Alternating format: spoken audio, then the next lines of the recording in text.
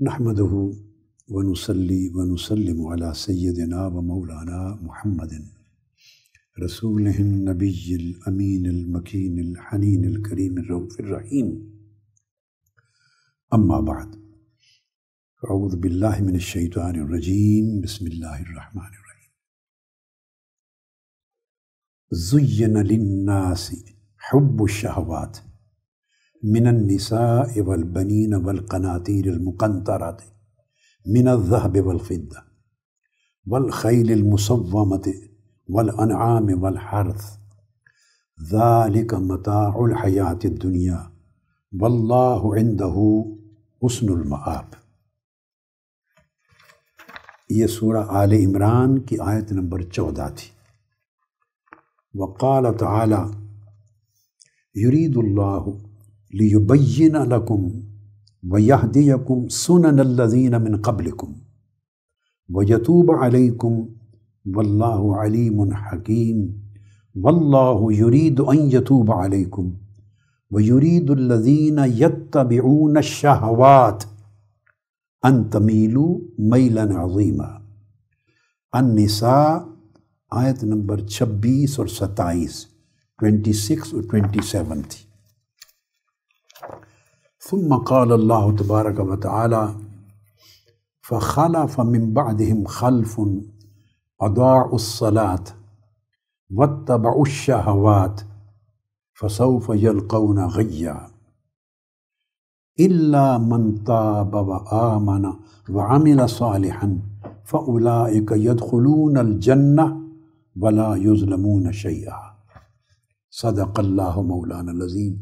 سورہ مریم آیت نمبر 59 اور 60.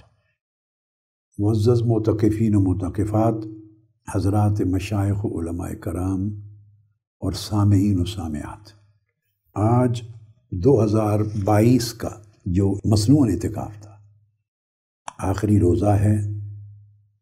آپ کل شام کو اٹھ کے گھروں کو چلے جائیں گے اور اللہ رب العزت کی بارگاہ میں مجھے یقین ہے اس کے لطف و کرم پر، اس کے احسان پر، انعام پر، اس کی رحمت واسعہ پر کہ آپ میں سے کوئی شخص بھی خالی جھولی نہیں جائے گا. کوئی شخص بھی خالی جھولی نہیں جائے گا. یہاں ایک بات میں ضمناً کر دوں، یہ نقطہ پہلے آج سے 2 یا 3 سال قبل بڑی تفصیل سے میں نے شب برات کے خطاب میں کیا تھا بیان. 15 شعبان المعظم کی جو رات ہوتی ہے، نصف لیلۃ شعبان، اس رات آداب دعا کا ایک موضوع تھا میرا. یہ کوئی 3 سال غالباً قبل کی بات ہے. تو یہ نقطہ بڑی تفصیل کے ساتھ میں نے بیان کر دیا تھا. مگر اختصار سے کہہ دوں کہ کیوں کوئی خالی نہیں جائے گا. یاد رکھیں، اللہ رب العزت اپنے بندوں میں جو مومن بندے اس کے آگے جھکنے والے ہیں، ان میں کسی کی دعا کو رد نہیں کرتا، قبول فرماتا ہے. مگر قبولیت کی شکل مختلف ہوتی ہے. ایک شکل یہ ہوتی ہے کہ جو آپ مانگتے ہیں، جس وقت مانگتے ہیں، اسی ٹائم فریم میں وہی چیز مل جائے. انسان کی سمجھ صرف اتنی ہے بس. اگر اس کی مانگی ہوئی چیز اس کی منشا اور وقت کے مطابق اور اسی شکل میں، جس شکل میں وہ چاہتا ہے، پوری ہو جائے تو سمجھتا ہے میری دعا مقبول ہو گئی.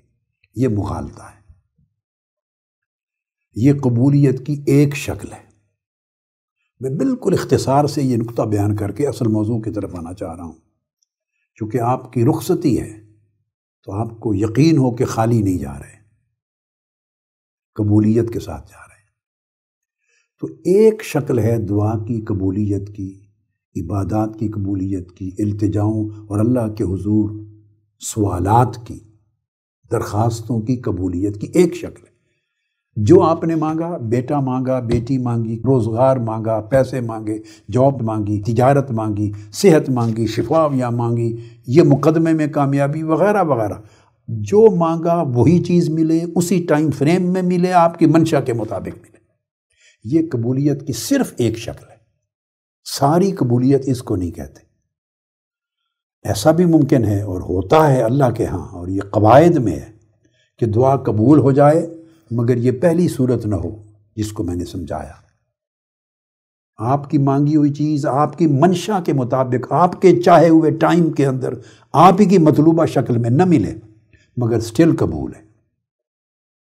اور وہ قبول اس طرح ہے کہ اللہ پاک، اس کی حکمت بالغہ ہے، وہ بندوں سے بہتر جانتا ہے کس میں کیا خیر ہے، کس میں کیا شر ہے، تو وہ قبول کرتا ہے۔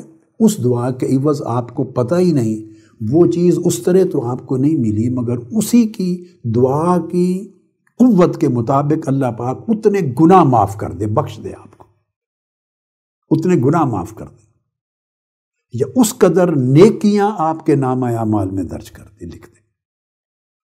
یہ قبولیت ہے دعا۔ اب یہ چیز نظر نہیں آتی، بندہ اسی پر اڑا رہتا ہے، اس کا ذہن سے اس سے نکل جائیں۔ تیسری شکل اور بھی ہے قبولیت کی، وہ یہ کہ آپ نے دعا جو مانگی، اس دعا کے عوض اللہ نے کیا کیا، کوئی ایکسیڈنٹ ہونے والا تھا، کوئی مرض آنے والی تھی، کوئی نقصان ہونے والا تھا، جان مال عزت و آبرو کا کوئی بڑا، اللہ پاک نے اس سے بچا لیا آپ کو اس دعا کے عوض، یہ دعا قبول ہو گئی۔ دعا کی قبولیت ہوئی، مگر اللہ پاک نے اپنی حکمت بالغہ کے تحت اس کی صورت بدل دی۔ اب وہ ایکسیڈنٹ ہوا ہی نہیں آپ کا، وہ نقصان ہوا ہی نہیں، سو آپ کو پتہ ہی نہیں کہ کیا ہونا تھا، کیا ہوا۔ انسان اس خیال دوسرے میں رہتا ہے، اللہ پاک نے اس دعا کی قبولیت میں آپ کو نقصان سے بچا دیا۔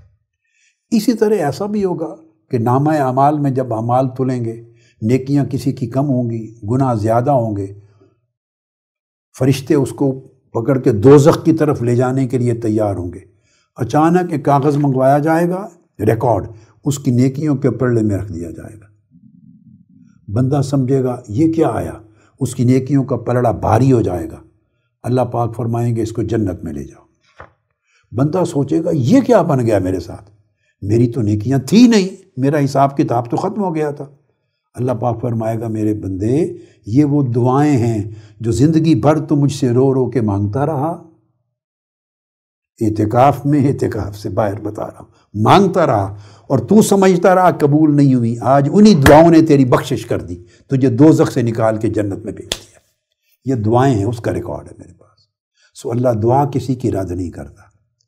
اب بندے کی شان یہ ہے کہ وہ اللہ پہ توکل کرے، اللہ کے فیصلے، اس کی قضا کے سامنے سر جھکائے، اس کی قضا کو، فیصلے کو دل سے تسلیم کرے، جو اللہ اس کے حق میں کر دے اس سے خوش ہو۔ یہ ہے اصل بندگی۔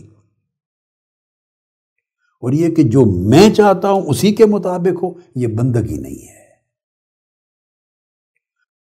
بس اس تصور پہ اپنے دل و دماغ کو کھول لیں تو آپ کو سمجھ آ جائے گی کہ کوئی خالی ہاتھ نہیں گیا، رحمتوں سے بھر کے گیا ہے، بخششوں سے بھر کے جائے گا۔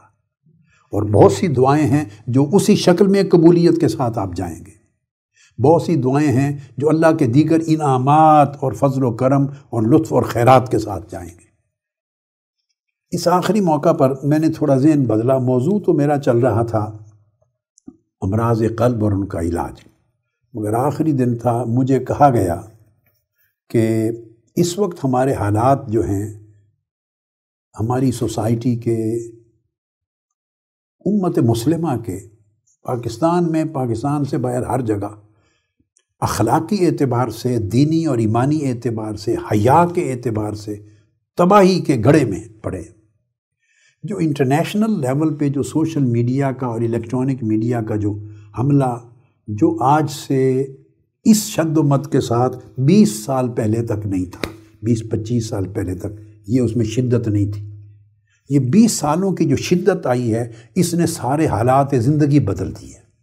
جب حالات زندگی بدل جاتے ہیں، لوگوں کے ایمان کو کمزور کرنے والے عوامل بہت طاقتور ہو جاتے ہیں، لوگوں کے اندر دین کی قدریں، اخلاق کی قدریں، شرم اور حیا کی قدریں، عبادت اور طاعت کی رغبت کی قدریں، اور بے حیائی اور فاحشہ کاری کی طرف رغبت، گناہ کی رغبت، نافرمانیوں کی رغبت، اور صرف یہی نہیں، اچھے بھلے لوگ مجبور ہو کر گناہ کے ساتھ اپنے آپ کو ایڈجسٹ کر لینا، گناہ کو سپیس جگہ دے دینا، حرام کھانے کو اپنے زندگی میں جگہ دے دینا، حرام کے ساتھ، گناہ کے ساتھ، معصیت کے ساتھ اپنے آپ کو ایڈجسٹ کر لینا، کمپرومائز کر لینا، اور اتنا کہ دل پہ بھی بوجھ نہ رہنا، اسے طرز زندگی بنا لینا اور صبح و شام اس کے اندر چلے جانا۔ یہ کیفیت یاد رکھ لیں، پچھلے 20-22 سال میں جتنی شدت سے اس میں تغیر اور انقلاب اور تبدیلی اور تباہی اور بربادی آئی ہے، اس سے قبل یہ کیفیت نہیں تھی۔ اور سبب اس کا الیکٹرانک میڈیا اور سوشل میڈیا کے تمام ٹولز کا انسانی زندگی پر اور انسانی زندگی کی کائنات پر چھا جانا ہے۔ جب حالات ایسے ہو جاتے ہیں، امت کو، انسانیت کو، اپنے معاشروں کو، یہ بات بڑی اہم ہے، بڑی اہم ہے، اس کو شر سے بچانے اور خیر کی طرف لے جانے اور کلمہ حق کو بلند کرنے اور دین کی اقامت کرنے اور دین کو بطور نظام غالب کرنے اور انقلاب لانے کی جو سٹرگل کر رہے ہوتے ہیں، انفرادی زندگی میں اپنے دائرے میں یا اجتماعی زندگی میں، اور جو تنظیمیں اور جماعتیں اس بڑے کام کا بیڑا اٹھا کے چل رہی ہوتی ہیں، انہیں بدلے ہوئے حالات میں ہمیشہ پہ اسٹریٹجی بدلنی پڑتی ہے، ترجیحات کو چینج کرنا پڑتا ہے، کس کو ایڈریس کریں اب پہلے اور کس کو بعد میں۔ چونکہ جب حالات بدلتے ہیں، سوچیں بدلتی ہیں، رغبتیں بدلتی ہیں، چاہتیں بدلتی ہیں، شہوتیں بدلتی ہیں۔ میں نے آج کا موضوع رکھا ہے قلب اور شہوات نفسانی، یہ آپ سادہ لفظوں میں کہہ لیں دل اور نفسانی شہوات۔ تو میں نے موضوع رکھا ہے شہوات کا۔ آپ میں سے ہر شخص اپنے گھر کا جائزہ لے لے، بس مزید کوئی ایویڈنس لانے کی ضرورت نہیں ہے۔ کیا کیفیت آپ کی تھی جب آپ جوان تھے، نوجوان تھے، اور کیا کیفیت آج ان بچوں کی ہے جو آپ کی اولادیں ہیں اور وہ اس عمر میں ہیں، نوجوانی کی عمر میں؟ کتنا تغیر آ چکا ہے، کتنی تبدیلی آ چکی ہے۔ اس کو پیچھے لے جائیں، جب ہم نوجوان تھے اور اس سے پہلے جب ہم بچے تھے، گھروں کے اندر قدریں کیا تھیں؟ گلی کوچے میں دین اور ایمان اور شرم اور حیا کی قدر کیا تھی؟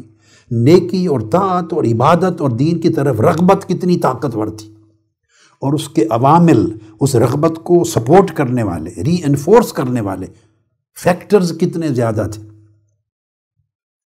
شر اور گناہ کرتے ہوئے آدمی کتنا گھبراتا تھا، ڈرتا تھا۔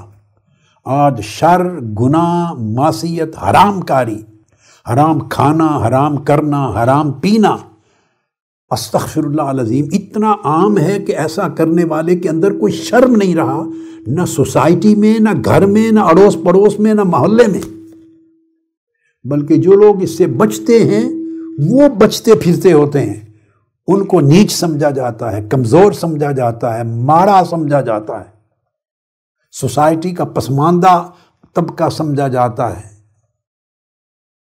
یعنی جو آقا علیہ السلام نے یہ بات فرمائی تھی کہ وہ زمانہ آئے گا، اور یہ وہی علامات ظاہر ہو رہی ہیں کہ دیندار جھجک فیل کرے گا سوسائٹی میں اور بے دین اکڑ کے چلے گا۔ حلال کھانے والا نیچی نگاہ سے لوگ اس کو دیکھیں گے، ماڑا ہے، حرام کھانے والا بڑا جری اور اونچا ہو جائے گا۔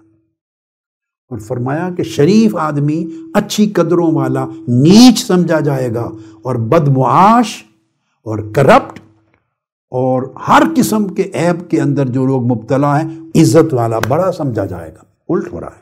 اب یہ جو تبدیلی ہے، یہ صاف ظاہر ہے صدیوں سے ایک عمل ہے، چلا آ رہا ہے، مگر پہلے یہ تبدیلی سالوں میں 10، 20، 25 سال کے بعد جب ایک نئی نسل آتی، پھر اگلی نئی نسل آتی 20-25 سال کے بعد، تو تھوڑا سا گراف نیچے گرتا تھا، تھوڑا۔ پہلے اس کی رفتار بہت آہستہ تھی۔ میں نے یہ تحریک شروع کی 1981 سے، 80 کے اواخر میں دروس قرآن کا سلسلہ شروع کیا شادمان میں، 81 سے منہاج القرآن کی بنیاد رکھی۔ میں آپ کو بتا رہا ہوں کہ وہ جو پہلے 20-22 سال 81 سے لے کے 2000 تک سمجھ لیں آپ، یا اس سے پہلے تک، وہ زمانہ اور تھا، حالات اور تھے۔ اس میں بولی اور بولی جاتی تھی، اٹریکٹ کرنے کے لیے نعرے اور تھے، الفاظ اور تھے، تصورات اور تھے، لوگ اٹریکٹ ہوتے تھے، محافل کا رنگ اور تھا، لوگوں کے رجحانات اور تھے، وہ چیز لوگوں کی طلب تھی مگر مردہ ہو گئی تھی۔ تحریک منہاج القرآن کے ذریعے اس مردہ طلب کو زندہ کیا، اس میں تڑپ ڈالی، لوگوں کو شعور دیا، لے کے چلے، مگر اس کو کاؤنٹر کرنے کے لیے اتنے طاقتور عوامل نہیں تھے، چونکہ ہر ایک کے ہاتھ میں سوشل میڈیا کا شیطان نہیں تھا۔ آپ ٹی وی چینلز پاکستان کے ہی دیکھ لیں، خود پاکستان میں ایک ہی ٹی وی چینل تھا، پی ٹی وی، بس یاد رکھ لیں 2002 تک، 2002 تک بیٹے یاد رکھ لیں، صرف ایک چینل تھا، پی ٹی وی، سرکاری ٹی وی جو آج بھی ہے، اور اسی پر میرا خطاب آتا تھا ہفتہ روزہ جمعہ کے دن، فہم القرآن۔ تو لوگوں کو پورے 7 دن دین کے لیے وہ فہم نہیں ملتا تھا، تو پوری دنیا جہاں جہاں تک نشریات جاتی انتظار کرتی تھی جمعہ کے دن، ہر چیز کلوز کر کے سنتی تھی۔ اب 2002 کے بعد لائسنس ملے، مثال کے طور پہ تو کوئی 20-25 یا اب تو پتہ نہیں 40-50 ہوں گے، تو تمام پرائیویٹ ٹی وی چینلز کھلے۔ تو پرائیویٹ ٹی وی چینلز کھلنے کا مطلب یہ ہے بیٹے سمجھ لیں کہ جو امریکہ میں ہو رہا ہے وہ خبروں کی شکل میں ادھر بھی نشر ہو رہا ہے، جو انڈیا میں ہو رہا ہے وہ یہاں بھی آ رہا ہے، مشرق مغرب شمال جنوب پوری دنیا ایک اسکرین پر آ رہی ہے رفتہ رفتہ۔ اس کو کہتے ہیں گلوبل ولیج بن گیا۔ ہر ملک کا کلچر الگ تھا، ہر ملک کے حالات الگ تھے، تو چیزیں اس طرح ایکسچینج ہوتی رہیں۔ پہلے سینما گھر تھے، کسی نے دیکھنے کے لیے سینما میں جانا ہے، ٹکٹ دے کے تو جا کے فلم دیکھے گا تو کوئی چیز لائے گا، پھر وہ چیزیں ٹی وی کے ذریعے ویڈیو پہ لوگ سنا کرتے تھے۔ یعنی مجھے یاد ہے میں پنجاب یونیورسٹی، یہ 71-72 کا پرانا زمانہ ہے، لوگ ٹی وی پہ آتی تھی تو لوگ بچے نوجوان بیٹھ کے فلمیں دیکھتے تھے، عرصے کے بعد ان کو کوئی ملتی تھی۔ تو گویا شر کا جو طاقتور مظاہرہ ہے وہ کبھی کبھار ہوتا تھا، محدود پیمانے پر ہوتا تھا، اتنا ہی اثر ہوتا تھا لوگوں پر۔ اور اگر اس دوران آپ نے نیکی کے لیے، تقویٰ کے لیے، طاعت کے لیے، اور پھر اس سے اوپر اقامت دین کے لیے اور نظام کو بدلنے کے لیے، مصطفی انقلاب کے لیے، مشن کو اوپر لے جانے کے لیے، لوگوں کے اندر شر کے اجتماعی طور پہ ختم کرنے اور خیر کو طاقتور کرنے کے لیے جتنی ایفرٹ ہوتی تھی، وہ ایفرٹ زیادہ آگے تیزی سے پذیرائی پاتی تھی، بڑھتی تھی، رکاوٹیں کم ہوتی تھیں، اور لوگ آتے اثر انداز ہوتے تھے، چونکہ بہت سارے کاؤنٹرنگ فیکٹرز کم تھے۔ اور یہ دنیا کی ہر وہ جماعت، وہ تنظیم، وہ تحریک، وہ مرکز، وہ مسجد، وہ ادارہ چھوٹا بڑا جو خیر کے کام کو فروغ دینے پر لگا ہے، ان کے لیے یہ ایک ماحول تھا، ایٹماسفیئر تھا۔ اور ہم سے پہلے کا زمانہ اور آسان تھا، اس لیے آسان تھا کہ خیر پہلے ہی مضبوط تھی، سوسائٹی میں ہوا اور فضا میں خیر تھی، گھروں اور گلیوں میں خیر تھی، دین تھا، اسکولوں میں خیر تھی، شرم تھا، حیا تھا، قدریں تھیں۔ تو جب ہر طرف سے خیر کو سپورٹ مل رہی ہو اور ری انفورسمنٹ مل رہی ہو، سپورٹنگ فیکٹرز بہت ہوں، تو وہاں کوئی آدمی صحیح سمت پر خیر کا کام کر رہا ہو تو وہ تیزی سے آگے بڑھتا ہے، پذیرائی ملتی، وہ سودا بکتا ہے، خریدار بہت ہو جاتے ہیں۔ پھر جب میں نے آپ کو بتایا الیکٹرانک میڈیا کا زمانہ آ گیا، تو وہ پھر نتیجتاً وہی لوگ جو ادھر آ رہے ہوتے تو رغبتیں تقسیم ہو جاتی ہیں، اور اس کے ذریعے پھر سوسائٹی کے ہر شعبے کے حالات بدل جاتے ہیں۔ یعنی میں نے 60s میں تھوڑا، مگر 70s کے اوائل زمانے تک دیکھا، اور 60s کو بھی مجھے تھوڑا یاد پڑتا ہے جب میں بالکل ینگ ایج میں تھا۔ یعنی پولیٹیشینز میں مالی طور پہ کرپٹ ہی کوئی نہیں ہوتا تھا، کوئی 1-2% کرتا ہوگا تو اس کا پتہ نہیں چلتا تھا۔ خود پاکستان کے اندر ایسے واقعات ہوئے، کسی نے دفتر کی گاڑی مس یوز کی تو وہ نوکری سے برطرف ہو گیا، ٹیلی فون مس یوز کیا تو نوکری سے برطرف ہو گیا۔ یہ بیٹے میں بتا رہا ہوں پاکستان میں ایسا ہوتا تھا، یہ کرپشن کے چارجز لگتے تھے ٹیلی فون اور گاڑی مس یوز کرنے پر، اپنی ذاتی استعمال میں کرنے پر۔ یہ کلچر تھا۔ کلچر کیا ہوتا ہے بیٹے؟ لوگوں کے طور طریقے ہوتے ہیں، آداب ہوتے ہیں، اجتماعی ٹریڈیشنز ہوتی ہیں، کسٹمز ہوتی ہیں، نارمز ہوتی ہیں، ویلیوز ہوتی ہیں، کولیکٹیولی اس کو آدمی محفوظ کرتا، پریکٹس کرتا ہے اور پوری سوسائٹی میں دکھائی دیتا ہے، وہ کلچر ہو جاتا ہے۔ اس میں ایک اجتماعی اخلاقیات ہوتی ہیں۔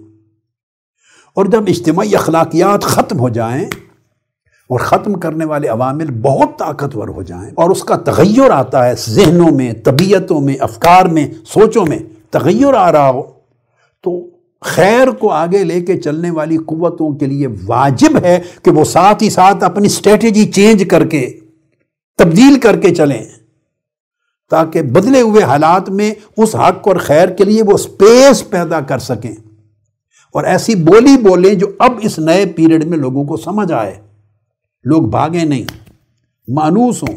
یعنی دعوت کے لیے مانوسیت کو پیدا کرنا ضروری ہوتا ہے کہ جو داعی ہے، دعوت دے رہا ہے، خواہ وہ فرد ہے خواہ وہ ایک جماعت ہے۔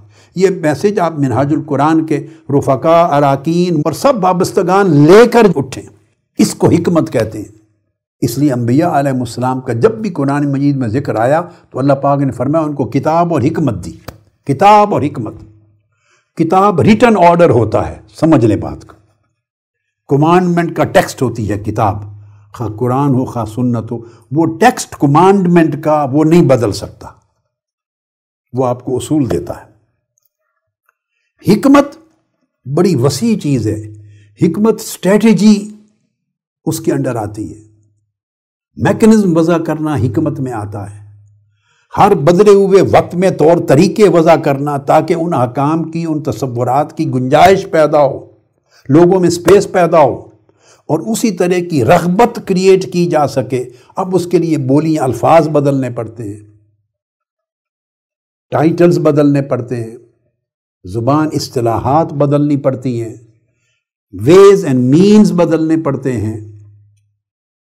اگر آپ اپنی وہ الفاظ، اصطلاحات، بولی، انداز، میکنزم، اسٹریٹجیز نہ بدلیں، وہ رکھیں پرانی جو اس وقت سوٹیبل تھیں، زمانے میں باہر کے شر کے حالات نے اتنی تبدیلیاں کر دی ہیں، جس کو آپ ایڈریس کر رہے ہیں وہ چینج ہو کے وہ خریدار کچھ اور ہو گیا ہے، تو آپ کا سودا ہی لینے کوئی نہیں آئے گا، آپ کی دکان پر خریدار ہی کوئی نہیں آئے گا۔ سو آپ کو اس طرح وہ سودے رکھنے پڑتے ہیں۔ یہ جو کمپیوٹر بیچتے ہیں، گاڑیاں بیچتے ہیں، سیل فون بیچتے ہیں، دنیا میں ساری ٹیکنالوجی ہر سال کے بعد اس کو نیا نام دے دیتی ہیں۔ آپ جو چیز گھر کی لے لیں، گھر کے استعمال کی ٹیکنالوجی، نیا نام اس کو مل جاتا ہے، نیا ماڈل آ جاتا ہے۔ اگر وہ وہی پاورفل، وہی چیز اسی فنکشن کی وہ رکھیں اور اس کا نام نہ بدلیں، تو ذہن اتنا متاثر کر دیا ہے لوگوں کی ذہنیت کو اس سوشل میڈیا نے، الیکٹرانک میڈیا نے اور آئی ٹی کی ورلڈ نے۔ ہر بندہ ایک نئی چیز چاہتا ہے، ورنہ وہ کہہ دیے تو وہ پرانا ماڈل ہے جی۔ تو جو داعی ہے، داعی کے پاس الکتاب اور الحکمہ دو چیزیں جمع ہونی چاہیے، اور حکمت کا کام ہے اسٹریٹجی وضع کرنا۔ اس میں نے آپ کو بتایا انداز نئے آنے چاہیے، ضرورت کے مطابق طور طریقے نئی آنے چاہیے، بولی پھر نئی سیکھنی چاہیے، اس کی ٹریننگز ہوتی ہیں، ٹرمینالوجی پوری ورلڈ کی آرگنائزیشنز ہیں، ریفریشنگ کورسز کرواتے ہیں اپنے لوگوں کو، سیلز پرسنز کو، مینیجرز کو، ڈائریکٹرز کو، ٹاپ لوگوں کو ہمیشہ، اور نئی سے نئی اسٹریٹجیز دیتے ہیں، نئے سے نئے ڈیلنگ کے طریقے سکھاتے ہیں، ٹرمز نئی ایڈ ہوتی رہتی ہیں مارکیٹ میں۔ آپ کوئی سائنس، کوئی کتاب پڑھیں جو لوگوں کے ساتھ ڈیلنگ کی، مینجمنٹ سائنسز کی، ایڈمنسٹریشن کی، لیڈرشپ کی، کولیکٹیو جو بیہیویئرز کی، آپ نئے سے نئے اصطلاحات آتی چلی جاتی۔ تو میڈیسن نکلتی ہے تو تبدیلیوں کے ساتھ مرض چینج ہوتی ہے۔ یہ جو کرونا وائرس ہے، یہ وائرس پتہ نہیں کب سے چلا ہے، میوٹیشن کتنی تبدیلیاں کر کر کے شکل بدلتا رہتا ہے، چیز پیچھے ایک ہے، نئی نئی ایڈیشن کرتا ہے، اپنے کریکٹرسٹکس بدلتا ہے۔ جب کریکٹرسٹک بدلتا ہے تو وہ جو پرانی جس دوائی سے شفا یاب ہوتا تھا اب اس دوائی سے نہیں شفا یاب ہوتا، تو میڈیسن بدلنی پڑتی ہے۔ اب پرانی میڈیسن یوز کرتے رہے تو آرام نہیں آتا، جیسے جیسے ضرورت ہوتی ہے ویسی میڈیسن، علاج اور معالجے کی ٹیکنیک اور اس کے اجزاء بدلتے چلے جاتے۔ یہ فرق ہے بیٹے، ایک عام سادہ جو تبلیغ کرنے والے لوگ، وہ جو عام داعی، اور اللہ کے بھیجے ہوئے پیغمبروں میں، یا پھر پیغمبروں کی امت کے جو مجدد ہوتے ہیں، جو دین کی تجدید کرتے ہیں، مصلح ہیں، تجدید کرتے ہیں، امت کی اصلاح کرتے ہیں، اور پیغمبرانہ طریق سے وہ اللہ پاک ان کو حکمت دیتا ہے، اور جو حکمت سے معروم ہو اور صرف ٹیکسٹ پہ چلے تو وہ پھر مار کھاتا ہے، چونکہ وہ دین کی دعوت کو بھی آگے ابلاغ بھی صحیح طریقے سے نہیں کر سکتا۔ البلاغ المبین، ایسا بلاغ ہونا چاہیے جو بڑا واضح ہو، مؤثر ہو، اگلے کے دل میں اترے، ذہن میں اترے، جس وقت کا ذہن ہے، جس طرح کا ذہن ہے، جن عوامل سے متاثر ہوا ذہن ہے، اس کے مطابق لے کے چلے، اس میں ساری چیز آ جاتی۔ میں تو آپ کو یہ بھی کہتا ہوں، دعوت دینے والے اپنے ایڈریس کا بھی خیال کریں، جس کو ایڈریس کرنے جا رہے ہیں اس کے حساب سے ڈریس کے ساتھ جائیں، ڈریس اور ایڈریس کا میچ ہے۔ یہ ساری حکمتوں کے اندر آتا ہے۔ اب تو میں نے اس چیز کے پیش نظر چونکہ آپ جا رہے ہیں تو میں نے چاہا کہ آخر پہ ایک ایسا مضمون لوں جس کا تعلق امراض قلب سے بھی ہے اور امراض جسمانی سے بھی ہے، ظاہر و باطن دونوں چیزوں کا جوائنٹلی لے لوں۔ اس لیے میں نے شہوات کا موضوع لیا کہ قلب کہاں کھڑا ہے، شہوت کیا ہے اور نفسانی شہوات کیا ہوتی۔ یہ قرآن مجید کی آیات کریمہ میں نے اس لیے پڑھی۔ اب سمجھیں، شہوت ایک لفظ ہے، انگلش میں بہت سے الفاظ اس کے اندر آ جاتے ہیں جن کے معنی ملا دیں تو وہ شہوت کو کور کرتی۔ شہوت ایک بڑا سمجھیں امبریلا ہے، ایک ٹائٹل ہے، اس کے اندر کئی چیزیں پڑی ہوئی ہیں۔ ہر انسان کے اندر ایک پیشن ہے، ایک ایموشن ہے، پھر ایک ڈیزائر ہے، پھر اس کے ساتھ اس میں کسی چیز کی طرف اٹریکشن ہے، پھر اٹریکشن کے ساتھ وہ عوامل جو فورسز ہیں وہ اس کو پش کرتے ہیں۔ جب وہ خواہش، اس کا پیشن، ڈیزائر، اٹریکشن وہ اس پوزیشن پہ آ جائے کہ کسی طرف اس کے دل کو وہ چیز پش کر رہی ہے، کھینچ رہی ہے، یا پریشر دے کے کسی طرف راغب کر رہی ہے، کھینچ رہی ہے، تو اس کنڈیشن کو شہوت کہتے ہیں۔ عربی میں شہوت کو ڈیفائن کرتے ہوئے کہیں گے نزوع النفس الی ما ترید، نفس کا اور دل کا اس چیز کی طرف کھینچنا جسے وہ چاہتا ہے۔ اس میں پیچھے سے اس کا پیشن بھی آ جاتا ہے، اس کا جذبہ آ جاتا ہے، اس کی خواہش آ جاتی ہے، ساری چیزیں مل کر اس کو تحرک دیتے ہیں، ایموشنز ہو جاتے ہیں تو اس کو تحرک دیتے ہیں۔ اب ایسی خواہش جس میں آپ کا دل کسی چیز کی طرف کھینچے، اس کو شہوت کا نام دیتے ہیں۔ اب دل کے اوپر یہ وارد ہوتا ہے، یہ شہوت صادقہ بھی ہے، کاذبہ بھی ہے، یعنی یہ جو شہوت ہے سچی بھی ہے، جھوٹی بھی۔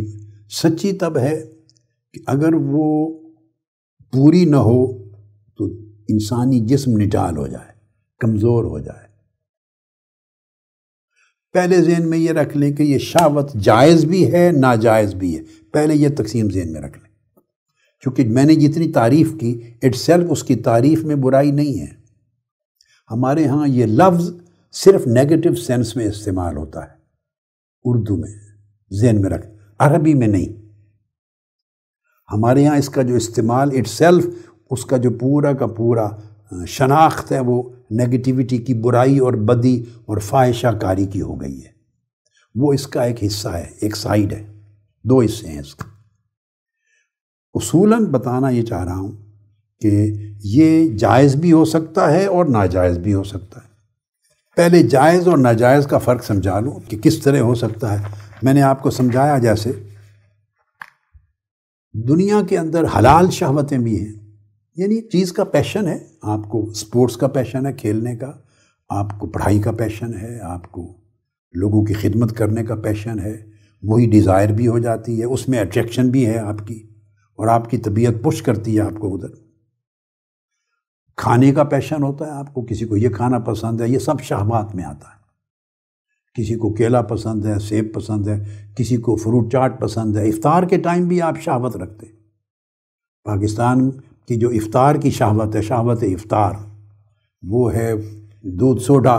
پہلے تو روح افزا بھی ہوتا تھا، اب بھی چلتا ہوگا، اس طرح کے کئی شربت آ گئے ہیں، اس طرح پکوڑے اور سموسے۔ تو آپ سمجھ گئے نا کہ پیشن کیا ہے، شہوت کیا ہے۔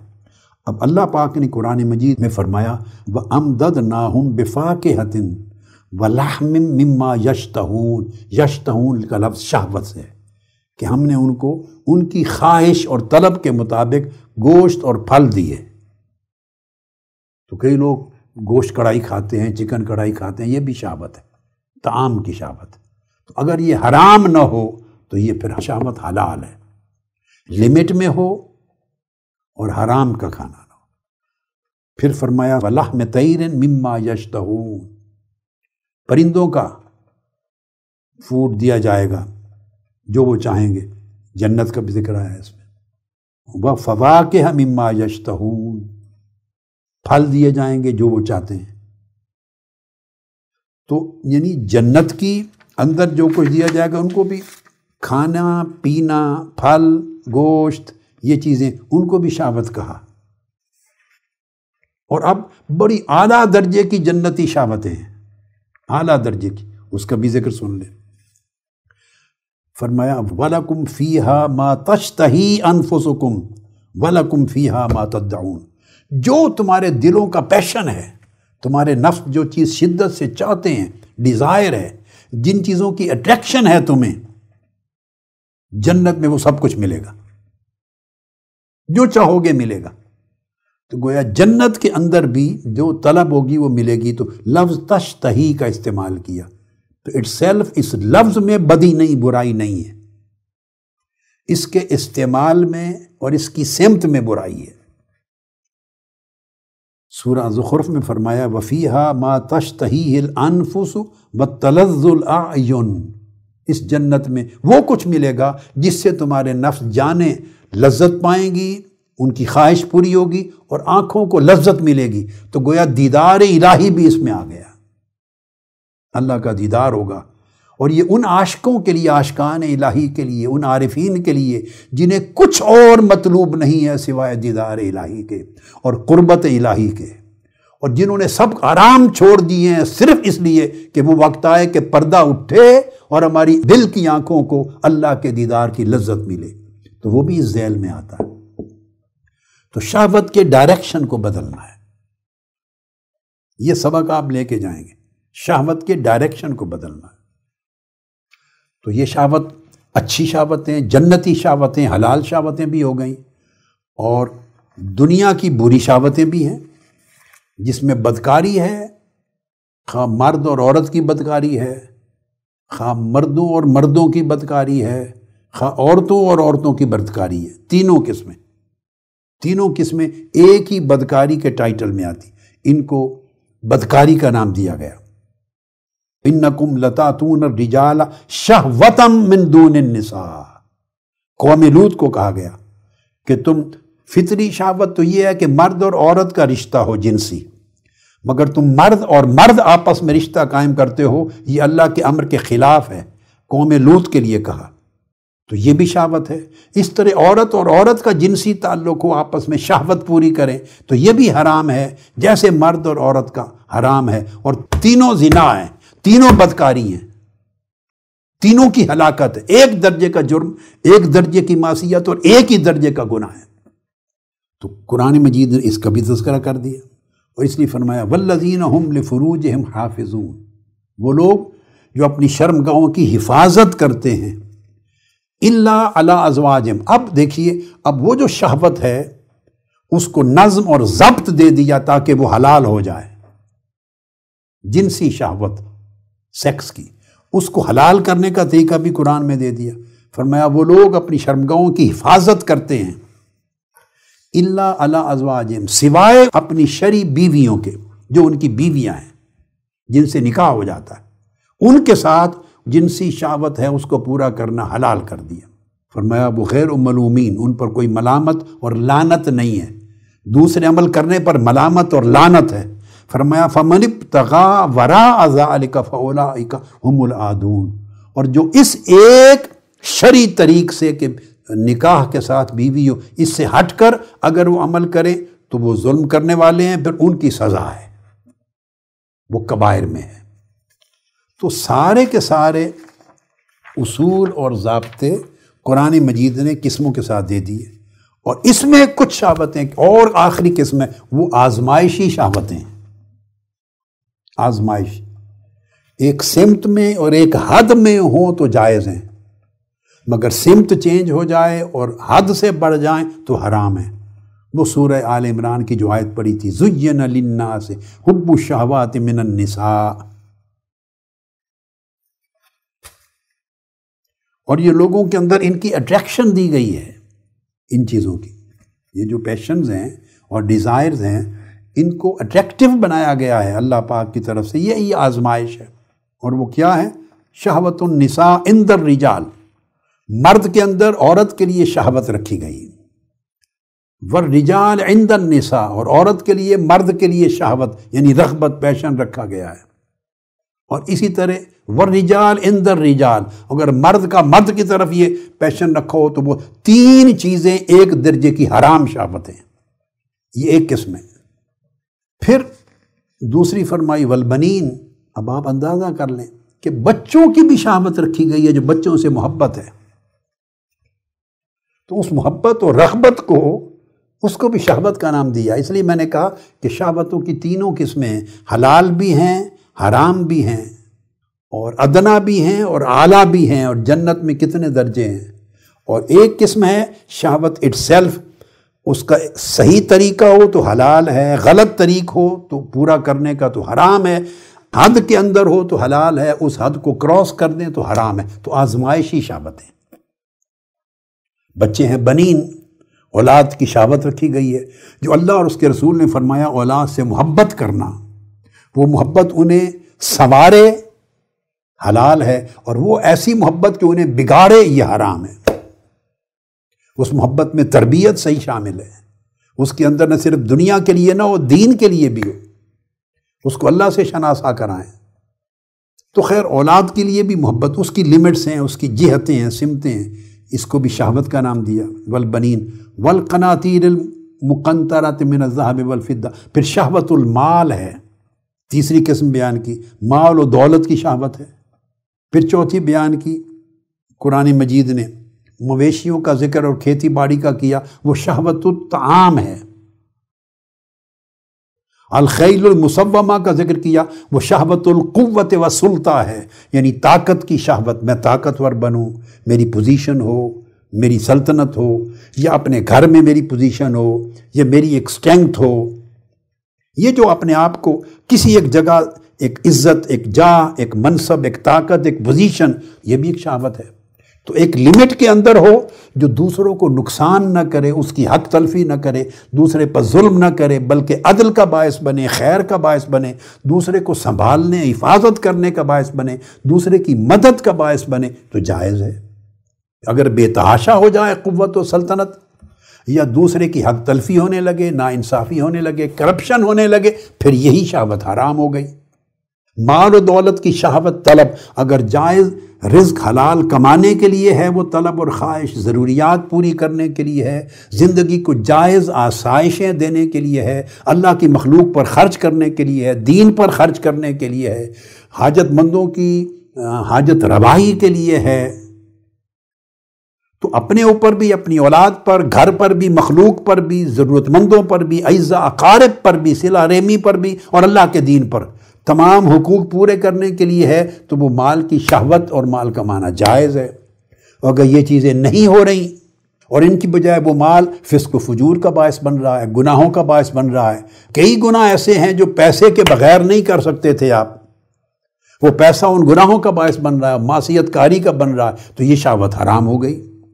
الانعام والحرث کے ساتھ کھانا پینا لمٹ میں حلال جائز ہے، حلال ہے شہوت. اگر حرام کھانے کی طرف، حرام پینے کی طرف چل پڑتے ہیں، یا حرام ذریعے سے کمایا ہوا کھانا وہ اس طرف چل پڑتے ہیں، تو یہ شہوت حرام ہو گئی. تو اللہ رب العزت نے 5 شہوتوں کا ذکر کیا ہے. یہ آزمائشی شہوتیں ہیں. ان 5 کی 5 شہوتوں میں حدود رکھی گئی ہیں، اور حدود کے اندر رہتا ہے بندہ یا حدود کو توڑتا ہے، یہ آزمائش رکھی گئی ہے ان 5 شہوتوں. تو یہ بات میں اس کا معنی سمجھاتے ہوئے بات کر رہا تھا. اور کچھ ایسی خیالات ہیں اور بری شہوات اور خواہشات ہیں، ان کے پورے نہ کرنے سے آپ کے جسم کو نقصان نہیں پہنچتا، تو وہ کاذبہ ہیں، اور کاذبہ شہوتیں باطلہ اور آپ کو مدلہ اور گمراہ کرنے والی. اب شہوت کے لیے ایک چیز اور ذہن میں رکھ لیں. بعض اوقات آپ لفظ سنتے ہیں ہوائے نفس، خواہش نفس. ہوا اور شہوت میں فرق ہے معنی میں، ذہن میں رکھ لیں۔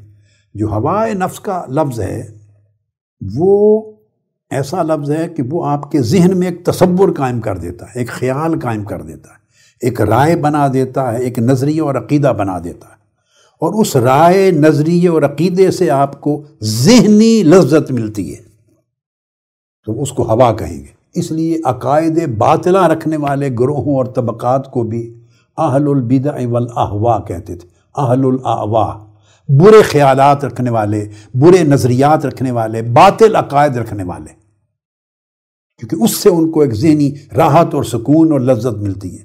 اس لیے برے خیالات کو معاشرے میں پھیلا کے بھی لوگوں کو لذت ملتی ہے۔ کسی کو کسی کے خلاف تہمت اور فتنہ انگیزی، شر انگیزی پھیلا کے بھی ذہن کو سکون لذت ملتا ہے۔ یہ ہوائے نفس ہے، یاد رکھنے۔ ایک آدمی کسی کو بدنام کرتا ہے، کسی کے خلاف ایسے 24 گھنٹے پاگلوں کی طرح لگا رہتا ہے، اس کے خلاف ہرزہ سرائی کرتا ہے، جھوٹ بولتا ہے، تہمت لگاتا ہے، دوسروں کے ذہن خراب کرتا ہے ایک آدمی، اس سے اس کو سکون ملتا ہے۔ یہ جو سکون ملتا ہے برے خیالات، بری تنقید، برے اعتراضات، بری گفتگو، برے نظریات کو رکھنے یا پھیلانے سے، یہ ہوائے نفس ہے۔ اور جو شہوات ہیں اس لفظ میں یہ ہے کہ وہ جسم کو نفسانی طور پہ لذت ملتی، اس میں خیالات، نظریات نہیں ہوتے۔ تو آپ یوں سمجھیں کہ جو شہوت ہے وہ ہوائے نفس کا نتیجہ ہے۔ آدمی ہوائے نفس کا جب پیروکار بنتا ہے تو ہوائے نفس کا پیروکار ہو کر حق کی راہ، ہدایت کی راہ کو چھوڑ دیتا ہے۔ جب ہدایت چھوٹ جاتی ہے تو وہ اس کو بری اور حرام شہوات کی طرف بھی لے جاتی ہے، دین اس کے ہاتھ سے نکل جاتا ہے۔ اب شہوت کا پروسیس یہ ہے جو جس سے شہوات دل میں پیدا ہوتی ہیں اور دل کو گمراہ کرتی ہیں اور انسانی زندگی کو ہلاک کرتی ہیں، اس کے 3 سٹیجز کہہ لیں یا 3 اجزاء ہیں۔ شہوت کے 3 اجزاء ہیں۔ سب سے پہلی سٹیج اس بری حرام شہوت کے بننے کی پہلی سٹیج یہ کہ اس نے کسی لٹریچر سے کوئی چیز لی، کسی کیسٹ سے لی، یوٹیوب سے لی، اس نے سوشل میڈیا کے ذریعے لی، الیکٹرانک میڈیا سے لی، ناول سے لی، فلموں سے لی، دوستوں کی صحبت سے لی، باتیں سن سن کر یا دیکھ دیکھ کر کہیں سے لی۔ اس کو ایک فکر ملا، ایک تھاٹ، اس نے تھاٹ لی۔ جب وہ بری تھاٹ لیتا ہے بندہ کہیں سے تو اس کا اپنا دل اور اس کی عقل پہلے سے خیر پر قائم تھی، پہلے اس کے دل میں شر نہیں تھا، برائی نہیں تھی، خیر تھا، نیکی کا خیال تھا، عقیدہ صحیح تھا، حلال حرام کا فرق تھا، تو بچا ہوا تھا۔ تو عقل اور دل پہلے خیر کی راہ پر تھے۔ اس نے باہر سے امپورٹ کر لی ایک برائی کا خیال۔ تو برائی کا خیال جب آتا ہے تو اس برائی کے خیال یعنی اس فکر کا عقل کے ساتھ ایک جھگڑا، ایک لڑائی، ایک انٹرنل فائٹ شروع ہو جاتی۔ دیر تک بندہ اپنے آپ کو برائی سے بچانے کی ایک اندرونی جنگ میں رہتا ہے۔ شہوت کا پہلا سٹیپ یہ ہوتا ہے۔ جتنی ہم شہوت میں گفتگو آگے کر رہے ہیں یہ حرام کی شہوت ہوگی، محرمات، شہوات محرمہ، ان کی بات ہو رہی ہے۔ تو بگننگ یہ ہوتی ہے کہ آپ کے انسانی ذہن میں ایک پہلے انٹرنل فائٹ ہوتی ہے، چونکہ اس کی فطرت کو اللہ رب العزت نے، جیسے میں نے بتایا تھا، کل مولود یولد علی الفطرہ او علی فطرت الاسلام، ہر بچہ جو پیدا ہوتا ہے بنیادی طور پہ فطرت خیر پر پیدا ہوتا ہے، فطرت صحیحہ پر، فطرت سلیمہ پر، جو اسلام ہے۔ تو جب تک برائی ایکسپوز نہیں ہوئی یا برائی کے ساتھ اس کا واسطہ نہیں پڑا یا برائی کا خیال اس کے دل دماغ میں انٹر نہیں ہوا کسی چینل سے، تو تب تک وہ اپنی اصلی حالت پر اس کا دل قائم تھا، دل دماغ حالت اصلیہ پر قائم تھا۔